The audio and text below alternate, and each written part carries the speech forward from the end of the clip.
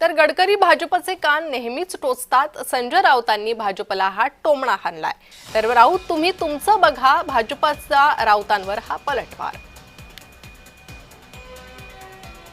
तर राऊतांच्या टोमण्याला भाजपनं पलटवार केलेला आहे.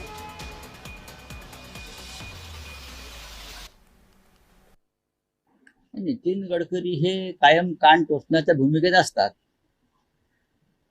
नितीन गडकरींची जर गेल्या काही काळातली वक्तव्य भाषण ऐकली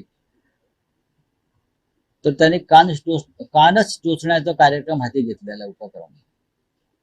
पण त्यांच्या कान टोचण्याचा काही उपयोग होतोय का हे पाहायला पाहिजे. पगारी नेते संजय राऊत यांना मला सांगायचंय, महाराष्ट्रामध्ये देवाभाऊंच्या नेतृत्वात लोकांनी निवडून दिलेलं कायद्याचं राज्य आहे.